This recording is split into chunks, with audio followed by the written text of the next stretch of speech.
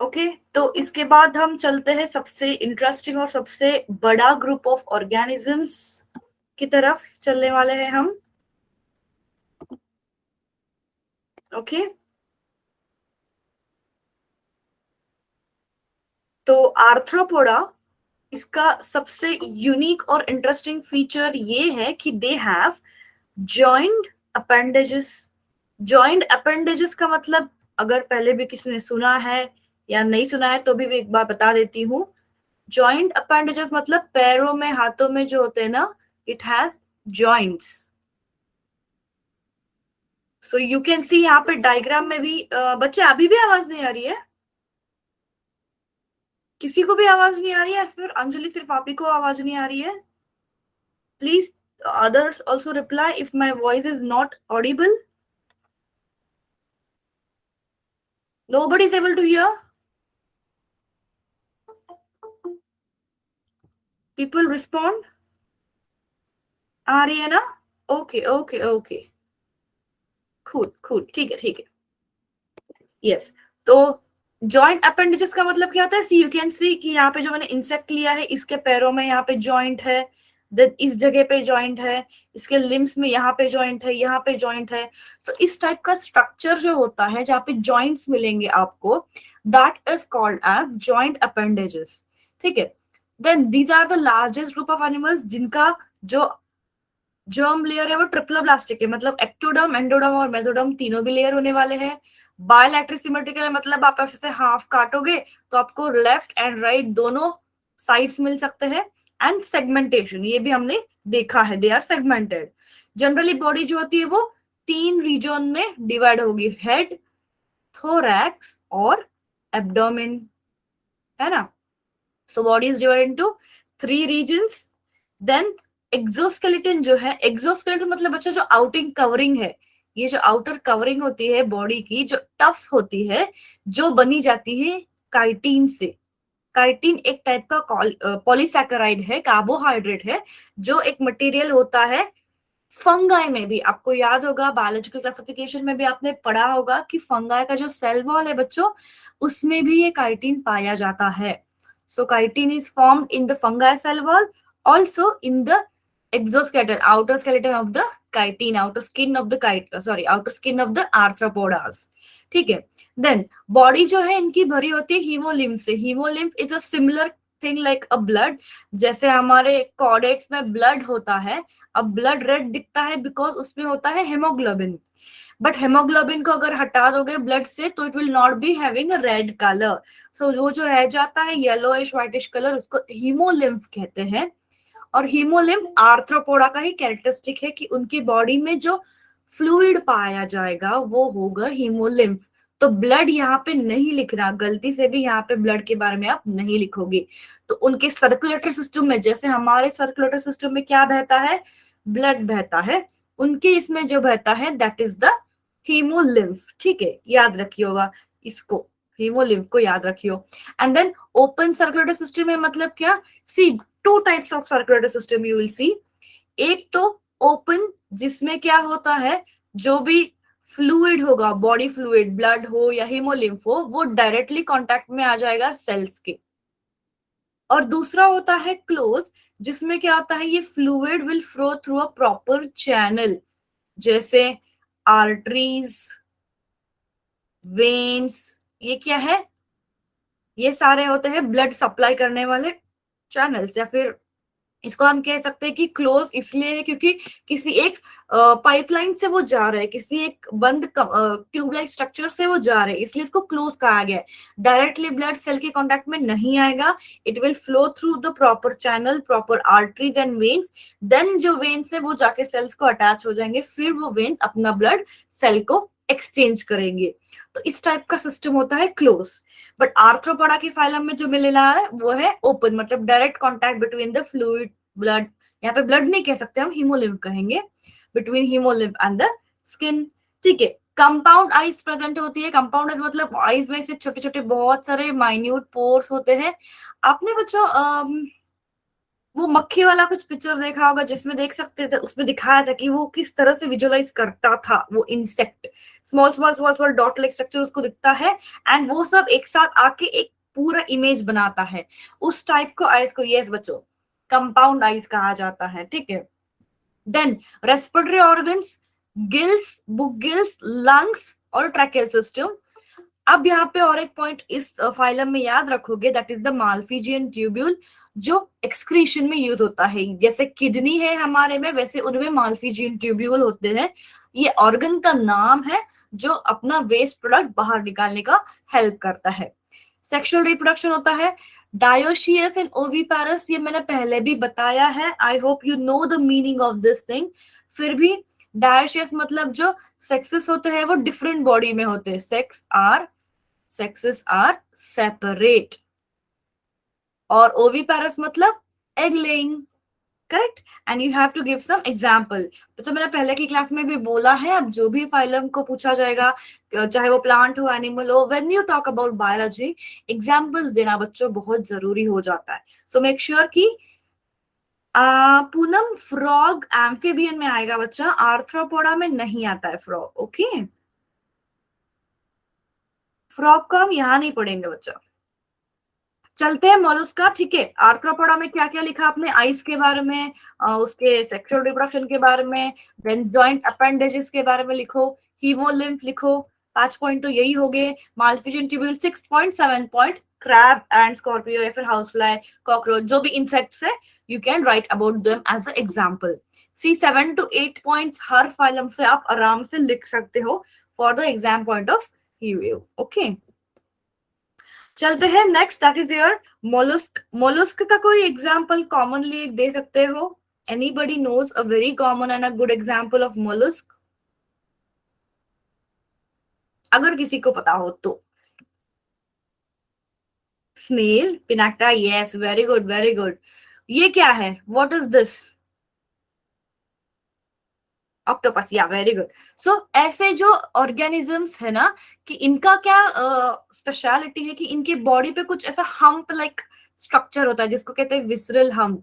ऐसे bulged body होती है, यहाँ पे देख सकते हो, यहाँ पे देख सकते हो, यहाँ पे देख सकते हो। So that is the speciality of this mollusc, okay. Then उनकी बॉडी जो है वो काफी सॉफ्ट होती है, बायलैटरल सिमेट्री है, सीलोमेट है, ट्रिप्लोब्लास्टिक की। यहाँ से तो सारे ट्रिप्लोब्लास्टिक ही है बच्चों, आर्थ्रोपोडा से, क्योंकि जो लोअर एनिमल्स थे सिर्फ वही डिप्लोब्लास्टिक थे। हायर एनिमल्स जैसे जैसे जाओगे वो सारे ट्रिप्लो ही निकलेंगे। ओपन सर्कुलेटरी सिस्टम है यहाँ पे, again organ level of system है, ऑर्गेनाइजेशन है। अब बॉडी जो होती है एक टफ कैल्शियस सेल से बनी होती है, जैसे ये हम्प देख सकते हैं ना हम, टफ स्ट्रक्चर होता है, यू कैन फील इट कि वो कैसा टफ स्ट्रक्चर है जिसको आप इजीली ब्रेक नहीं कर सकते। और इसके अंदर जो होती है वो उनकी बॉडी जो होती है वो सॉफ्ट होती है। तो body is been covered by this tough structure जिसको मैंटल भी कहा जाएगा। Mantle is going to protect, वो बेसिकली प्रोटेक्शन देगा हाइड करने के लिए, क्योंकि आप अगर स्नेल को छूने की कोशिश करते हो तो क्या कर जाएगा, खुद को एकदम से अंदर ले लेगा। तो दैट्स अ प्रोटेक्शन या फिर डिफेंस काइंड ऑफ फिनोमेनॉन जो वो खुद के लिए वैसे बनाते हैं, ओके। अब जैसे माल्फिजियन ट्यूब्यूल था एक्सक्रीशन के लिए इन आर्थ्रोपोडा, मोलस्का में वही काम करेगा मेटानेफ्रिडिया। तो ये आपको कुछ कुछ हाइलाइटिंग पॉइंट्स ना बच्चा हर फाइलम का याद रखना पड़ेगा। सो यहाँ पे एक्सक्रीशन के लिए मेटानेफ्रिडिया है, एंड रेड्यूला जो होते हैं वो प्रे को पकड़ने के लिए, ऐसे एकदम से झपटने के लिए जो एक ऑर्गन होता है, that is called as radula. जैसे ऑक्टोपस करता है ना, एकदम से झपट से लेता है, so that is the what function of that radula। अरे एग्जाम्पल नहीं लिया यार यहाँ पे शायद, ठीक है। You guys know the example, please example आप ऐड कर दीजिए। जैसे आप लोगों ने बोला स्नेल हो गया, देन ऑक्टोपस हो गया, आपके बुक में भी है। So these comes your examples. Devil fish, yes. या बच्चा बहुत ही सिंपल फाइलम है, Mollusca is a very simple phylum. But आपके पॉइंट ऑफ व्यू से ना बच्चों बोर्ड में ज्यादातर आर्थ्रोपोडा पे क्वेश्चन आया है many of the times, then you should be able to write about arthropoda. And यहाँ पे जब इकाइनोडर्माटा एंड हेमिकॉरिड्स की बात करते हैं तो इकाइनोडर्माटा है जो स्किनी स्टारफिश, इसको क्या बोलते हैं, what do you call this? If you know what is the star like body of echinodermata, वो दिखने में भी स्टारफिश जैसे होते हैं ना, so they are triploblastic, coelomate, unsegmented. Body जो है वो रेडियल सिमेट्री है, ये हमने स्टार्टिंग में भी पढ़ा था। आप यहाँ से कैसे भी उसको काटोगे तो आपको एग्जैक्टली हाफ ही मिलेगा बॉडी का। Okay, but thing is what कि अडल्ट में सिर्फ उनकी रेडियल सिमेट्री होती है, जब ये छोटे होते हैं, अभी भी लार्वल स्टेज में होते हैं, तब उनका बायलैटरल सिमेट्री होगा। So you should take care while writing this. Okay, then उनके पास जो लोकोमोशन के लिए होता है पोडिया, जिसको हम कहते हैं tube feet, please highlight this as a tube feet. Digestive system complete है, बट यहाँ पे कोई भी एक्सक्रीटरी सिस्टम जो है वो नहीं होता है। There is no directly excretory system, special organ कोई नहीं होगा। From the digestive system itself, from the mouth itself, they will do the same thing. तो एक्स्ट्रा यहाँ पे कोई ऑर्गन जैसे मालफिजियन ट्यूब्यूल हो गया, मेटानेफ्रिडिया हो गया, ऐसा कुछ एक्स्ट्रा यहाँ पे इकाइनोडर्मेट्स में आप नहीं देख सकते हो। एंड सेक्सुअल रिप्रोडक्शन हो गया, फर्टिलाइजेशन इंटरनल है। एंड एग्जाम्पल्स, इकाइनोडर्मेटा में अगर क्वेश्चन बनता है बच्चों कभी भी, तो sometimes it forms from this region, कि उनका जो लोकोमोशन है वो कौन से ऑर्गन से हो रहा है, तो आपको ट्यूब फीट लिखना होगा। ठीक है, तो जनरली यहाँ से क्वेश्चन बनेगा। I hope I am clear to you बच्चों। ओके, तो आते हैं एक वेरी रूडिमेंट या फिर प्रिमिटिव नाम का ये हेमिकॉर्डेट। पहले क्या हुआ था, हेमिकॉर्डेट एंड कॉर्डेट को एक ही फाइलम के अंदर लग दिया गया था, बट क्या देखा गया कि उनमें कुछ ऐसी चीजें हैं हेमिकॉर्डेट्स में जो कॉर्डेट्स में नहीं है। कॉर्डेट जो है वो डेवलप्ड फाइलम था, कॉर्डेट्स में नोटोकॉर्ड का प्रेजेंस था, बट हेमिकॉर्डेट्स में वो नहीं था, क्योंकि hemichordate was a having a stomochord which is a similar to notochord.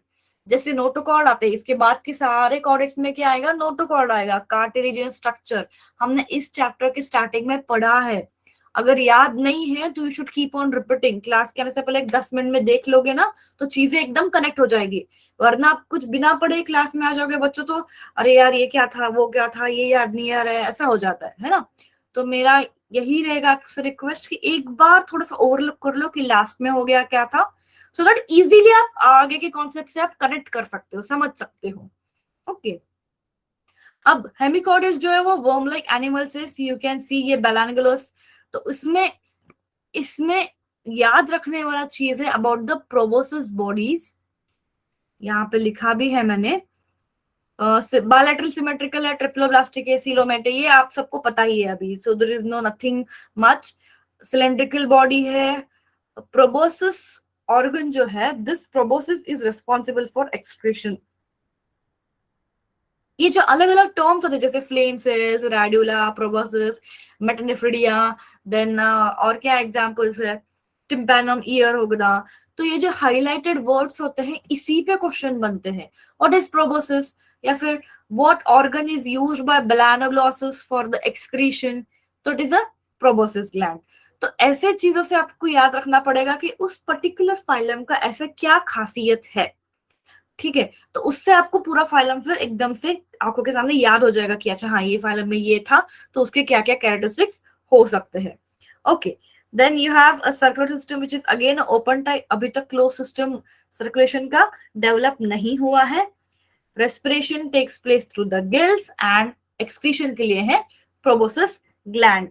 Sexes separate है, मतलब क्या है, डायशियस है।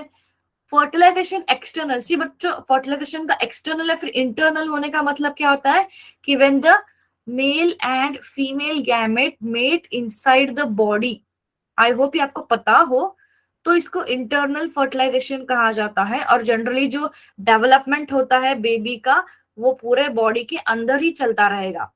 बट अगर इनका जो फर्टिलाइजेशन होगा वो आउटसाइड द बॉडी होगा तो it is called as external fertilization. ये कैसे होता है, जनरली फिशेस हो, ये जैसे हेमिकॉर्डेट्स हो, या क्या करते हैं, दे विल कम एंड ले द एग्स एक पर्टिकुलर स्पेस पे, देन वहां पे मेल वाला फिर उसका पार्टनर जो भी होगा वो आएगा, it will lay the male gamete जो स्पर्म होता है, it will fertilize the egg, and external में ही जैसे पानी में अगर ये रह रहे हैं तो पानी में किसी कोने में फिर उनका फर्टिलाइजेशन होता रहेगा। ठीक है, that is how external is grown. But internal में क्या होता है कि सब कुछ बॉडी के अंदर ही डेवलपमेंट जो है वो होती रहती है। So development is indirect and you have the examples here. ठीक है, तो ये तीन होने के बाद we are going to the important and the large one of the largest phylum chordates. यहाँ तक क्लियर है? Hemichordates, echinoderms, arthropods and mollusc. Arthropods are of the more importance. बाकी तीन फाइलम में अगर आप हाईलाइटिंग पॉइंट अभी के लिए याद रखोगे कि कौन सा ऑर्गन जो है वो इम्पोर्टेंट है, कौन सा चीज वो करता है एज अ फंक्शन, काफी हो जाएगा बच्चों। ठीक है, ओके। तो चलते हैं कॉर्डेट्स की तरफ। कॉर्डेट्स में आप क्या देखोगे कि this is a phylum, symmetry, respiration. एक नॉर्मल सा आपने एक चार्ट अगर बना लिया ना ईशा, जैसे रेस्पिरेशन लोअर ऑर्गेनिजम्स में गिल्स से होता है, करेक्ट। अगर जैसे जैसे आप हायर ऑर्गेनिजम्स जैसे कॉर्डेट्स के बाद जो आएंगे वहां पे ट्रैकियल सिस्टम या फिर लंग्स आएगा। इसके पहले तक अभी तक लंग्स डेवलप नहीं हुआ है। एंड अगर स्टीनोफोरा एंड निडारिया देखोगे तो रेस्पिरेशन डायरेक्टली स्किन से हो रहा है, मतलब स्किन नहीं, हम सेल्स की बात करें, डायरेक्टली स्किन ही रिस्पायर कर रहा है। तो उसके लिए आप क्या करना पड़ेगा, एक टेबल अगर बनाओगे फ्रॉम स्टीनोफोरा, निडारिया टिल प्लैटीहेलमिन्थस, वहां तक एक टेबल बनाओ। देन आर्थ्रोपोडा, मोलस्का, इकानोडर्माटा और हेमिकॉर्डेटा, ये एक टेबल बनाओ। एंड कॉर्डेट्स एक टेबल बनाओ। तो तीन अलग अलग टेबल्स बना के then you write down and then you remember. और एक चीज ये क्या है, हाँ सी, और एक चीज क्या है याद रखने की जब बात आती है, हेमिकॉर्डेट्स, इकाइनोडर्म्स के बारे में ज्यादातर एग्जाम में नहीं पूछा गया है कि उसका क्या क्या होता है। मैं अभी तो वही बता रही हूँ ना आपको कि पूरा का पूरा फाइलम के बारे में जो स्ट्रक्चर्स, डिटेल स्ट्रक्चर्स जो होते हैं, अभी तक का जो मेरा स्टडी है एग्जाम में, वो एक तो एव्स या फिर मैमल्स या रेप्टाइल्स या पोरीफेरा, सिनोफोरा, प्लैटीहेलमिन्थस ऐसा पूछा गया है। हेमिकॉर्डेट्स एक आर्थ्रोपोडा को पूछेंगे, मोस्ट ऑफ द आर्थ्रोपोड्स को पूछेंगे। तो ऐसे कुछ हाइलाइटेड फाइलम्स है जिनके बारे में, हाँ हाइलाइटेड फाइलम से जिनके बारे में पूरा फाइलम का डिस्क्रिप्शन लिखना होता है। रेस्पिरेटरी ऑर्गन हो, सिमेट्री हो, देन उनका जर्म लेयर्स हो, सबके बारे में लिखना जरूरी नहीं है, मतलब इतना पूछा नहीं जाता है हर एक फाइलम के बारे में। बस मैं अभी वही बोल रही थी कि अभी के पॉइंट ऑफ व्यू से आर्थ्रोपोडा के फाइलम से याद रखो, हेमिकॉर्डेट्स और इकाइनोडर्म्स और मोलस्क का जो हाईलाइटिंग ऑर्गन है उसी को याद रखो एंड एग्जाम्पल्स को याद रखो। यस परी, 11th क्लास में क्या बोल रहे हो आप?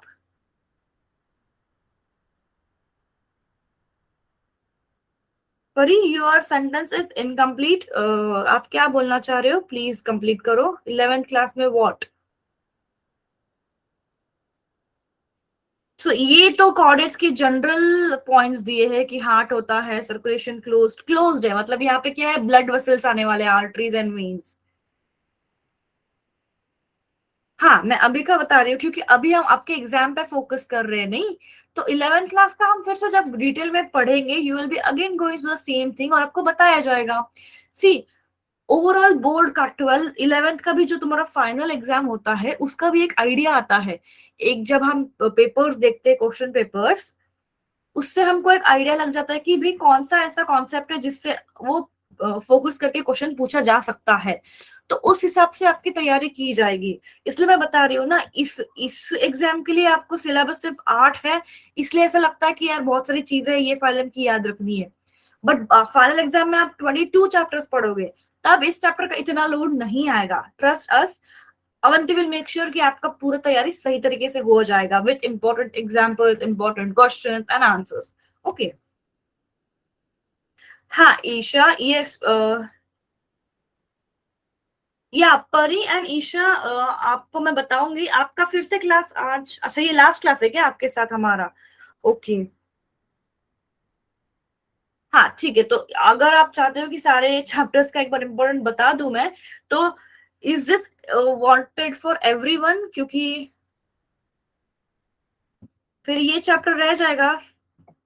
तो क्या करें, see there are so many things to be done. पढ़ लोगे आप?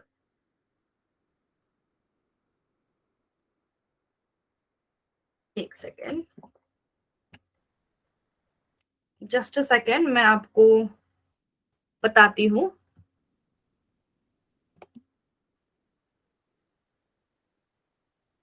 Okay Isha, okay fine fine.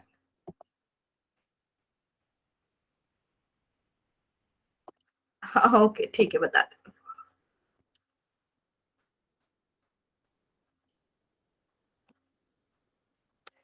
Okay Deepak, that's fine. ठीक है, मैंने एक ब्लैंक स्लाइड लिया है यहाँ पे, मैं एक बार आपको बता देती हूँ, ठीक है ना।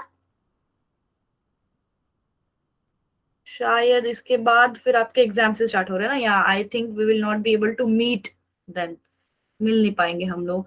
ओके कोई बात नहीं। सी अगर मैं, इफ यू हैव सम, अरे यार एक सेकेंड।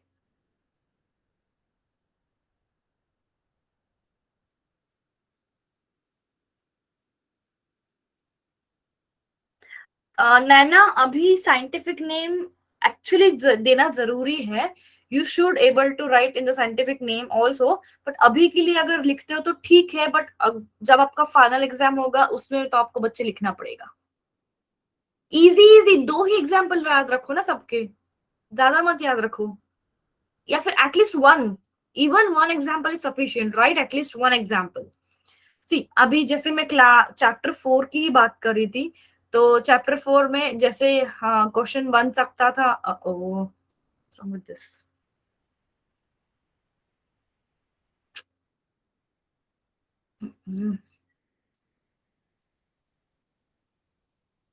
एनीवेज ये लिख क्यों नहीं रहा है।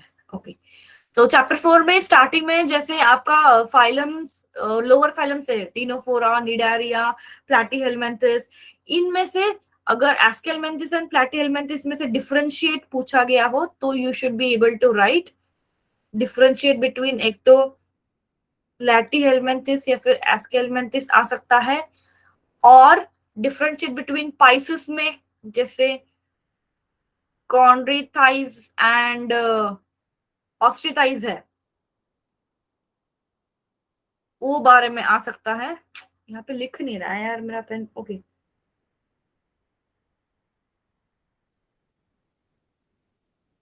yes Isha, we'll talk about that. So in this chapter, differentiating between platyhelminthes, aschelminthes, your chondrochysis, osteoarthritis, ये I don't know what's wrong with this, ये आ सकता है।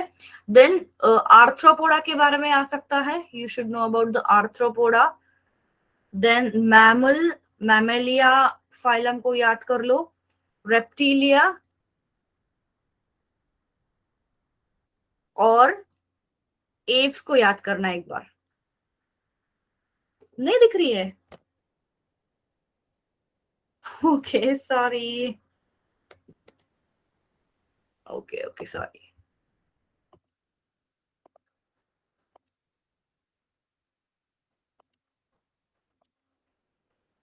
अब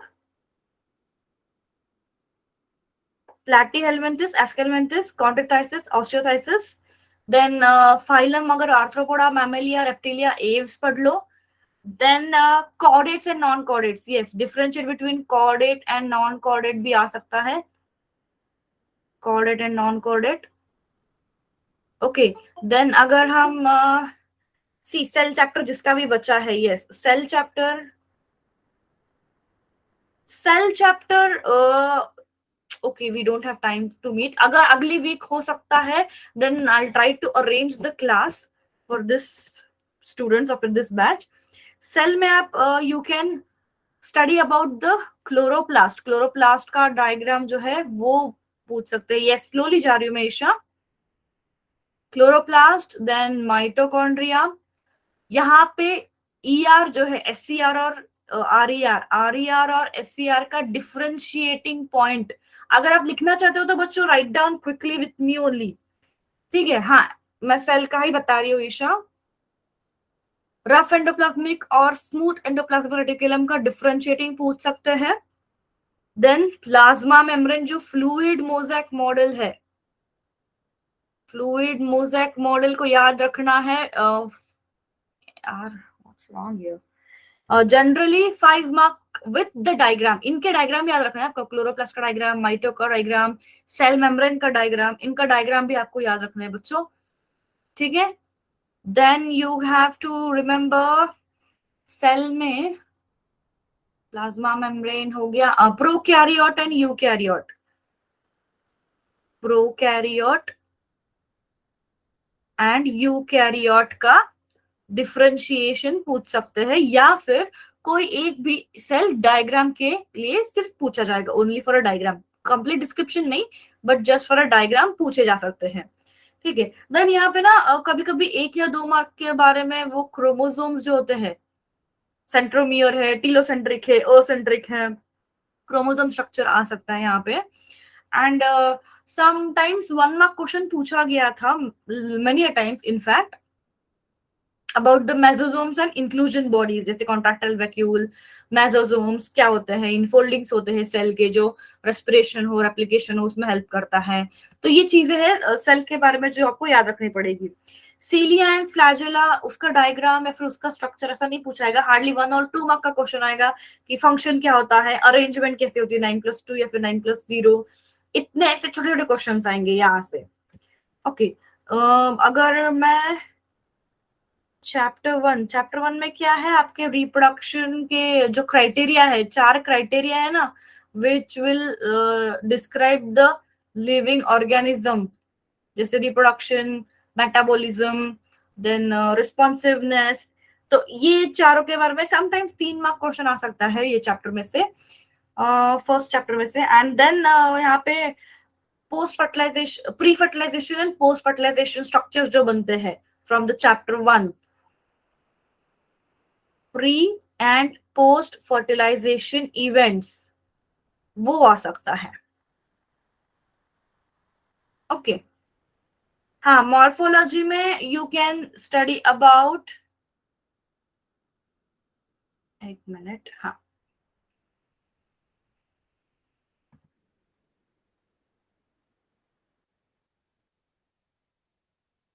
जस्ट अ सेकंड बच्चा।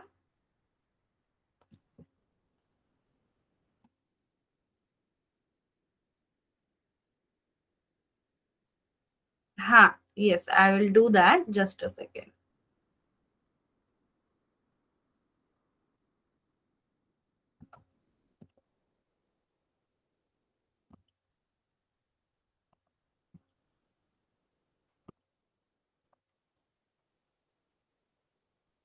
मॉर्फोलॉजी में यू कैन रीड अबाउट, अरे पीछे जा रहा है ये, इनफ्लोरोसेंस पूछ सकते हैं बच्चों, so you can study about the inflorescence. Then flower का जो जनरल स्ट्रक्चर एंड डायग्राम होता है, फ्लावर का डायग्राम वो आ सकता है, you have to remember them. Then आपका मीनू चैप्टर 1, मैंने अभी बोला चैप्टर 1 में जो 4 कुछ क्राइटेरिया है ना, जैसे मेटाबॉलिज्म है, ग्रोथ है, रिप्रोडक्शन है, ये 4 क्राइटेरिया को याद रखना है। Then post and pre fertilization events को याद रखना है। ओके, तो मैं मॉर्फोलॉजी के बारे में बता रही थी, डिफाइनिंग फीचर्स, ये क्राइटेरिया भी बोल सकते हो उसको, जो लिविंग को डिफाइन करता है।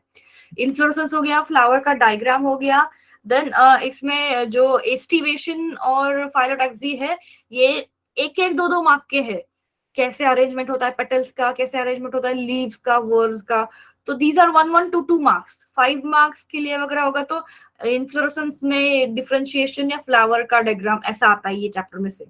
और सिमिलरली एनाटॉमी जो है, एनाटॉमी भी है ना आपको, एनाटॉमी में मोनोकॉट और डाइकॉट, इनका रूट और स्टेम, ये डायग्राम आ सकता है, मोनोकॉट एंड डाइकॉट का रूट एंड स्टेम।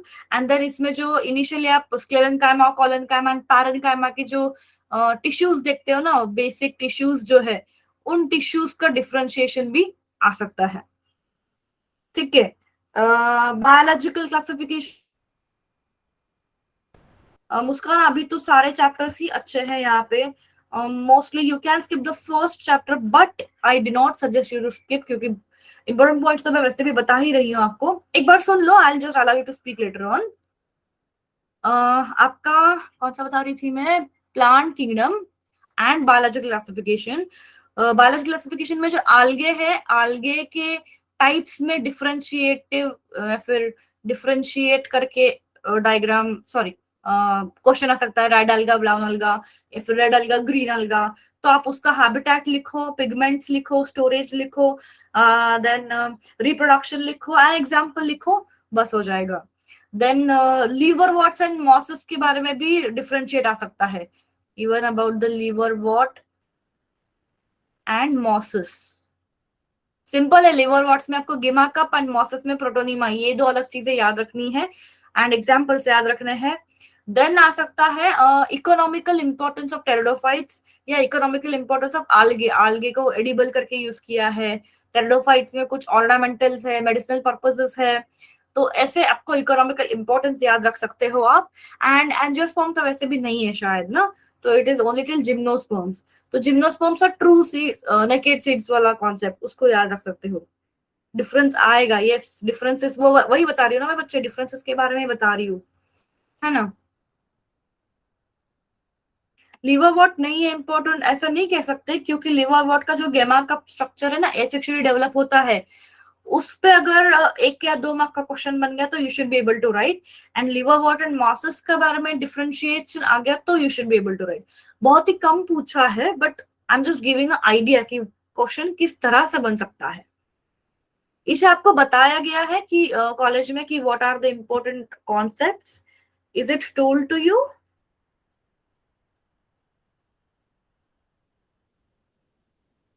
ओके, तो लिवर वॉट्स एंड मॉसेस हो गया। फिर एनिमल किंगडम के बारे में तो मैंने अभी आपको बताया, नहीं बताया है कुछ। ओके, बायोलॉजिकल क्लासिफिकेशन में you should remember about the fungi वाला थिंग। देन उसमें जो मोनेरा किंगडम में आप जो पढ़ते हो, मोनेरा नहीं सॉरी प्रोटिस्टा में, about the dinoflagellates, diatom, slime mould. Slime mould में भी मोस्टली रेड टाइड जो कॉन्सेप्ट है उसमें क्वेश्चन आ सकता है about the red tide. Then monera protista है। एंड एनिमिलिया और प्लांटिलिया, प्लांट किंगडम जो है वो आपको एज अ सेपरेट फिर से चैप्टर करके है, इसलिए उस सेक्शन से ज्यादा कुछ नहीं आएगा फ्रॉम योर सेकंड चैप्टर। तो सेकंड चैप्टर में you can mostly focus on the monera protista and fungi वाला कॉन्सेप्ट, ठीक है, क्योंकि plant and animalia as a kingdom फिर से आपको एक कंप्लीट चैप्टर में ही आप पढ़ रहे हो, तो उस चैप्टर को आप ऐसे इस तरह से आप डिफरेंशिएट करके पढ़ सकते हो। ओके, जैसे आपने कहा था, if you guys want to talk to me, yes you can speak to me now.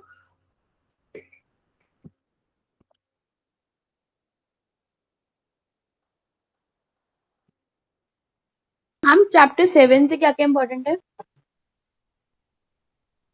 Chapter 7 structural organisation है ना, पूरा चैप्टर है आपका या कुछ पार्ट है उसमें से? मैम सिर्फ उसमें ना फ्रॉग है ना, या फ्रॉग का आ रहा है। Correct correct. तो फ्रॉग का आइदर रिप्रोडक्टिव या फिर डाइजेस्टिव सिस्टम, बहुत बार तो डाइजेस्टिव सिस्टम का डायग्राम पूछा जा सकता है। थियोरेटिकल से का ज्यादा डायग्रामेटिकल पे यहाँ पे फोकस जाएगा, तो डायग्राम को आपको यहाँ पे प्रैक्टिस करना पड़ेगा। तो डाइजेस्टिव एग्जाम तो बहुत इजी है, उसका माउथ से लेके कोकला तक, सो क्लोआका तक अगर आप करते थे उसका डाइजेस्टिव सिस्टम तो काफी है। Okay, anybody else? Ma'am chapter 6 से वही मैंने बोला ना, मोनोकोट एंड डाइकोट, वही पूछ रहे हो ना आप? एनाटॉमी ऑफ फ्लावरिंग प्लांट्स कहाँ गया, कहाँ लिखा था मैंने? यस, मोनोकोट एंड डाइकोट का रूट एंड स्टेम जो है, उसका डायग्राम एंड उसका थ्योरी एक बार याद रखना। एंड जो आपके क्लेरेन्काइमा, कोलेन्काइमा एंड पैरेन्काइमा जो बेसिक टिश्यूज जो आप पढ़ते हो, that you should remember. Okay, ma'am एक बार वायरस वॉरॉइड्स तो पता है, बट वो प्रियॉन्स और एक बार उनमें थोड़ा मीनिंग बता दो उनका। क्या बोला, फिर से एक बार बताओ, I did not get you. आपका मुझे समझ में नहीं आया, फिर से एक बार बोलो what you said. Yes ma'am. आपने क्या बोला बच्चा, मुझे समझ में नहीं आया, प्लीज अगेन रिपीट करो आपका डाउट।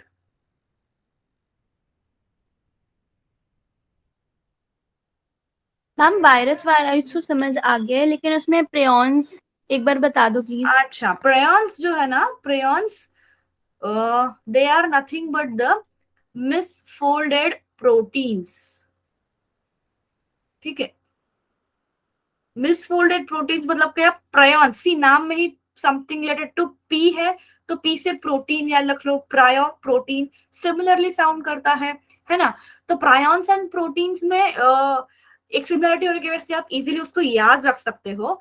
तो क्या होता है, कभी कभी जो प्रोटीन्स का फोल्डिंग आपने सेल चैप्टर में पढ़ा है ना, कैसे एंडोप्लाज्मिक रेटिक्यूलम में क्या होता है, प्रोटीन का सिंथेसिस होगा, गोल्गी में उसका पैकेजिंग एंड फोल्डिंग होने वाला है गोल्गी अपैरेटस में। तो कभी कभी अगर ये गलती से ठीक से नहीं बना, फंक्शनल नहीं बना, तो ये क्या हो जाएगा, मिसबिहेव करने लग जाएगा। मोस्ट ऑफ द टाइम तो क्या होता है, सेल इसको करेक्ट कर लेता है, रिपेयर कर लेता है। बट अगर ऐसा नहीं हुआ, वो छूट गया, तो those proteins will form damage to other cells also, जो हेल्दी सेल्स है, और वो मिसबिहेव करने लग जाएंगे। तो उससे फिर कुछ डिजीज हो सकते हैं, कुछ हेड में प्लाक्स हो सकते हैं। That is called as prions, जो क्या है, जनरली प्रोटीन है तो इसका जो वेट होता है मॉलिक्यूलर वेट वाइज तो ये वायरस के बराबर ही है। बट वायरस में क्या है, उनका जेनेटिक मटेरियल है और प्रोटीन कोट है। बट प्रायॉन्स में कुछ ऐसा लिविंग थिंग नहीं है, it generally has only a protein. उसके पास डीएनए, आरएनए, प्रोटीन कोड ऐसा कुछ भी नहीं है। It's simply a protein made up of amino acid. ठीक है, क्लियर है?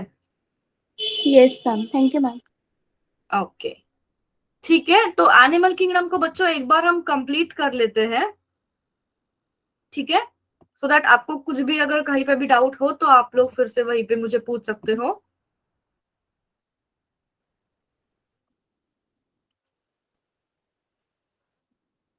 तो we had stop till this phylum amphibia. Okay, so इधर भी मैं आपको बता देती हूँ कि what are the points which you can simply remember. अब ये टेरेस्ट्रियल है, एम्फीबियन है, ये तो आपको पता ही है। I know you can read that, you guys are pretty good at that, है ना। बस इनका आप कुछ ऐसे पॉइंट्स है, जैसे कोल्ड ब्लड है, फिर पोइक्लोथर्म है। हाँ, ये कभी कभी 1 मार्क बच्चा बनता है कि व्हाट इज होम्योथर्म या एक्टोथर्म या पोइकिलोथर्म्स। तो वार्म ब्लडेड, कोल्ड ब्लडेड, इसी की अल्टरनेटिव नाम है वो। कोल्ड ब्लडेड रहना, पोइकिलोथर्म रहना मतलब क्या, कि वो अपना बॉडी का टेम्परेचर जो है वो रेगुलेट नहीं कर सकते हैं।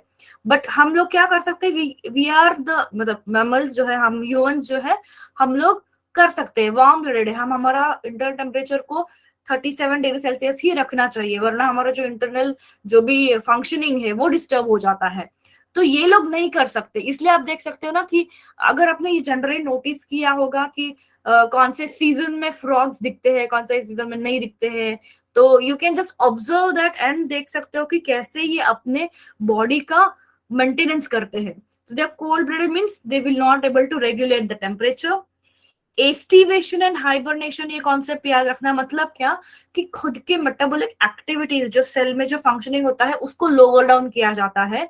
मे बी क्यों ऐसा करते हैं, क्योंकि जो भी फेवरेबल कंडीशंस है वो नहीं है, उनके जो आसपास एनवायरनमेंट है अनफेवरेबल कंडीशंस होने की वजह से उनको ठीक से फूड नहीं मिलता होगा, न्यूट्रिशन नहीं मिलता होगा, मे बी रिप्रोडक्टिव पार्टनर नहीं मिलता होगा। तो उस टाइम पे वो क्या कर जाते हैं, खुद को थोड़ा इनएक्टिव कर लेते हैं। ठीक है, तो that is called as aestivation. Aestivation जो होता है वो समर के दौरान का जो क्या बोलते हैं, इनएक्टिव स्टेज होगा। एंड हाइबरनेशन जो होगा वो विंटर स्लीप होगा, मतलब विंटर के मौसम में होगा। तो इस दोनों टर्म को कंफ्यूज नहीं होना है, कौन सा टर्म कहाँ पे यूज करोगे ध्यान दो। Aestivation is summer, hibernation is winter. Hiber winter similar sound करते हैं, आप याद रख सकते हो, हाइबर एंड विंटर।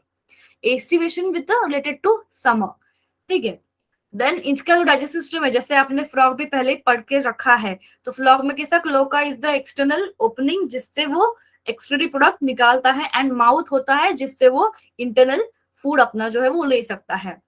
बस इसमें एम्फीबिया में और रेप्टिलिया में एक चीज होगी, that is about the scales, कि एम्फीबिया में स्केल्स नहीं होती है और स्किन जो होती है वो मॉइस्ट होती है, वेरएज रेप्टाइल्स में स्केल्स होंगे और स्किन टफ रहेगी, हार्ड रहेगी।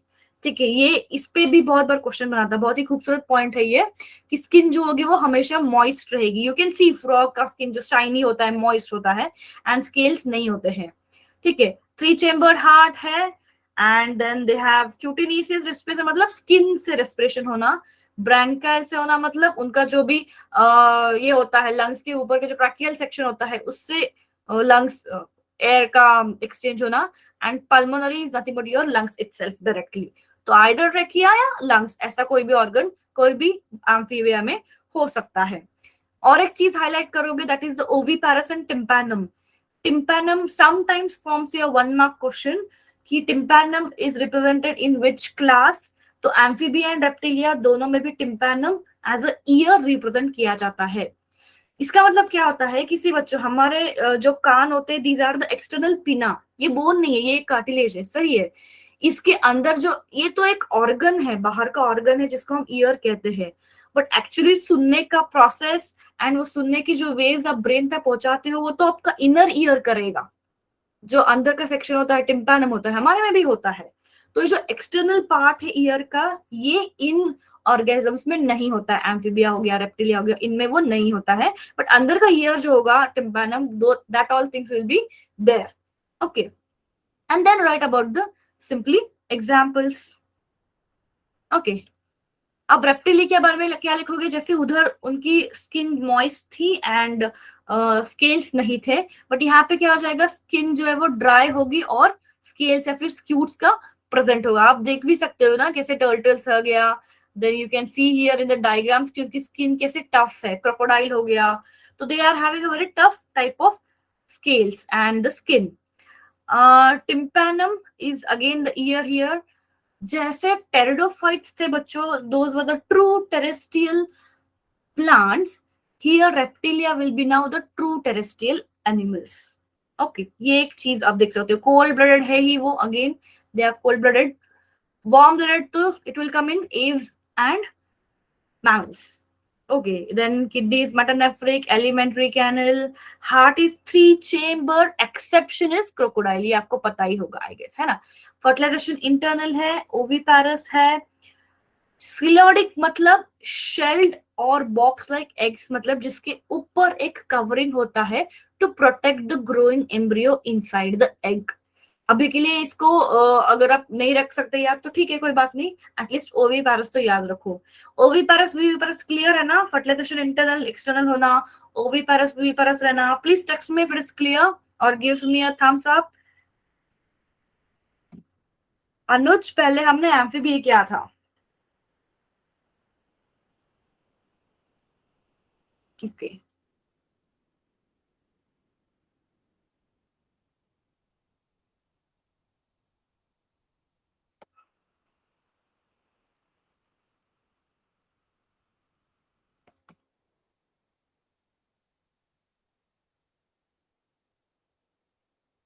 Okay, okay, fine. Okay, so एक बार एव्स एंड मैमल को भी हम देख लेंगे, then we can go if you have any kind of doubts, ठीक है। एव्स, एव्स में एक बहुत ही इंपॉर्टेंट बात क्या लिखोगे आप, about the pneumatic bones. Pneumatic bones मुझे मतलब क्या, कि उनकी जो बोन्स होते हैं वो हेवी नहीं होते हैं, हॉलो होते हैं, अंदर से कुछ उनमें भरा नहीं होगा, कैविटी होगी, जिससे क्या हो जाएगा, उनको उड़ने में मदद होती है। तो क्लास एव जो है वो सारे बर्ड्स को रिप्रेजेंट करते हैं, है ना। तो उनमें जो, जैसे हमारे में क्या होता है, 4 लिम्स, आगे के हाथ जो होते हैं, that is been modified into what, into the wings. And जो हाइंड लाइम्स होते हैं, उससे वो एक तो वॉकिंग कर सकते हैं या फ्लाइंग में हेल्प कर सकते हैं। So they are having the 4 limbs modified into the feathers and they are bipedal. Bipedal होना मतलब क्या, 2 पैरों पे चलना, simply they can walk. This is the largest bird, है ना, कौन सा है। अच्छा, पेंगुइन को बर्ड कहा गया है, you know that penguin is a bird and not a animal, या फिर नॉट अ मैमल और नॉट एम्फीबिया, ठीक है, क्योंकि ये एग लेइंग है, this is an egg laying organism, ठीक है। तो एव्स में you will remember about the pneumatic bones, then the presence of crop and gizzard for the digestion purpose, then उनका प्रेजेंस ऑफ फीदर्स, इसको भी लिखना है कि हाइंड लिम्स एंड 4 लिम्स कैसे मॉडिफाई हुए हैं अलग अलग फंक्शन के लिए। देन होम्योथर्मिक है, होम्योथर्मिक, एंडोथर्मिक, वार्म ब्लडेड, तीनों का मतलब एक ही होता है, इंटरनल बॉडी टेम्परेचर को रेगुलेट करना।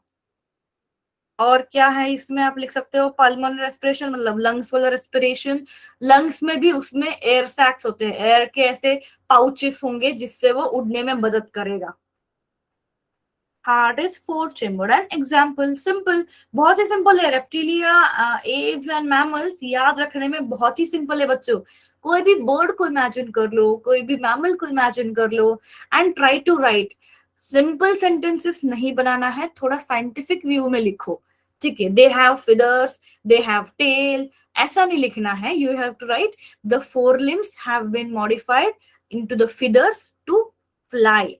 ऐसा प्रॉपरली बायोलॉजिकल वर्ड या फिर साइंटिफिक वर्ड्स का यूज करके लिखो।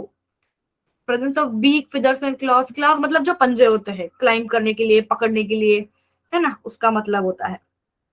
एंड लास्टली आता है हमारा क्लास मैमेलिया। मैमेलिया क्यों कहा गया है? Because of the presence of mammary glands जो नरिश करता है यंग वन को। This is the only feature due to which उस क्लास को मेमोरी मैमलिया करके कहा जाएगा, करेक्ट। साथ ही उनके पास और एक होगा about the hairs. Presence of hairs हमने पहले कहीं भी नहीं देखा है बच्चों, कोई भी फाइलम, कोई भी क्लास में नहीं देखा था। तो हेयर्स, हॉर्न्स, क्लॉज, ये सारे होते। हॉर्न्स मतलब आपको पता ही है। एंटलर्स, एंटलर्स मतलब जैसे बहुत सारे डियर के जनरली हॉर्न्स ऐसा होता है, और एंटलर देखोगे ना तो आप ऐसे उसके ब्रांचेस निकलते हैं, तो these will be called as antlers. और अगर एक ही है तो it is called as horn simply, ठीक है। Body is divided, ribs is there, ear ossicle. Ear ossicle मैं आप सिंपली लिख सकती हूँ कि ईयर पिना, एक्सटर्नल ईयर इज प्रेजेंट, इतना ही लिख दो चलेगा।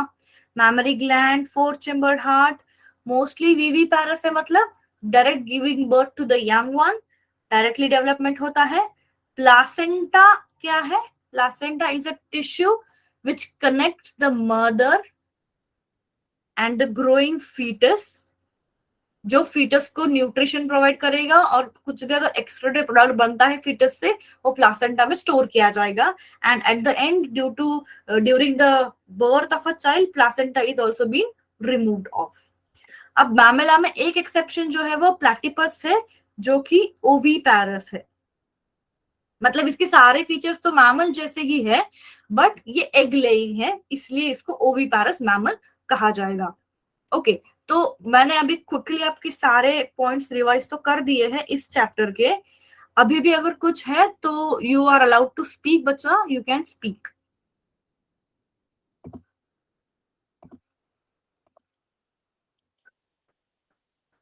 ठीक है। हाईलाइटिंग में अभी क्या देखोगे आप? From chapter 1 you revise the defining characteristics, एक बार रिवाइज कर लो। फर्टिलाइजेशन की इवेंट्स रिवाइज कर लो। चैप्टर 2 में फंगाई के बारे में और रेड टाइड के बारे में थोड़ा एक बार रिवाइज करो।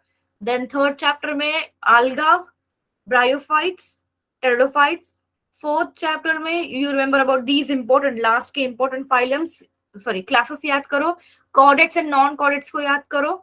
एंड जो नीचे के क्लासेस है जैसे क्लास प्लैटिहेलमिन्थस, एस्केलमिन्थस। रितिका मैंने अभी तो स्लाइड में लिखा था, had represented that slide ना?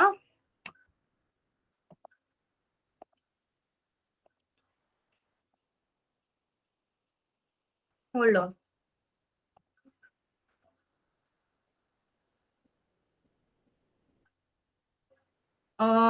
तो वही बता रही थी मैं, प्लैटिहेलमिन्थस हो गया, एस्केलमिन्थस, कॉन्ड्रोथाइसिस, ऑस्टियोथाइसिस, इस चीज को एक बार आप रिपीट कर सकते हो, फिर रिवाइज कर सकते हो। देन सेल में जैसे मैंने आपको कहा बच्चों, you can study the diagram of mitochondria, chloroplast, fluid mosaic membrane को ये मत करना, छोड़ना नहीं है। You have to read the fluid mosaic model and diagram भी उसका। प्रोकैरियोट एंड यूकैरियोट का डिफरेंशिएशन एंड डायग्राम, कोई भी एक डायग्राम पूछा जा सकता है। देन 1 और 2 मार्क के क्वेश्चन आ सकते हैं फ्रॉम द छोटे छोटे ऑर्गेनल्स, जैसे cilia, flagella, lysosomes, ER, Golgi का। जैसे लिपिड सिंथेसिस का होता है, राइबोसोम कौन सा होता है प्रोकैरियोट में, ऐसे एक एक मार्क का हो सकता है। सी बच्चों, best way I tell you, एक बार एनसीईआरटी का चैप्टर पूरा ठंडे दिमाग से पढ़ ही लो। That is the best thing you can remember. बाद में जब उस दिन जब आपका एग्जाम का टाइम होगा, that time you can simply go to the important concept, but एक बार पूरा चैप्टर आपका गो थ्रू करना जरूरी ही है। Plasmid Rajeshwari, it's extra chromosomal DNA जो सेल का न्यूक्लियस होता है, क्योंकि प्लाज्मिड बैक्टीरिया में है तो यहाँ पे न्यूक्लियस की बात नहीं हम करेंगे, यहाँ पे सिर्फ मैं बोलूंगी कि सपोज ये सेल का क्रोमोसोमल डीएनए है जो एक्चुअल फंक्शन करता है, क्रोमोसोमल डीएनए। इसके अलावा भी एक छोटा सा सर्कुलर डीएनए होता है जो राउंड शेप में होगा, इसको सर्कुलर ही कहते हैं बिकॉज ये सर्कुलर ही होता है। इस सर्कुलर डीएनए को कहा जाएगा प्लाज्मिड। और मेन फंक्शन के जो भी काम होते हैं वो तो ये वाला डीएनए करेगा, क्रोमोसोम वाला डीएनए करेगा। बट सर्कुलर डीएनए जो प्लाज्मिड है इसके ऊपर जनरली अगर कोई बैक्टीरिया को डिफेंस सिस्टम चाहिए होगा या फिर कोई रिप्रोडक्शन में उसका चाहिए होगा तब ये प्लाज्मिड प्ले करता है। जैसे एंटीबायोटिक का रेजिस्टेंस दिखाना हो उस टाइम पे प्लाज्मिड वाला डीएनए अपना फंक्शन दिखाएगा। ओके, 1 मार्क क्वेश्चन आ सकता है। You can write that the extra chromosomal DNA present in the prokaryote और the bacteria is known as plasmid. Okay,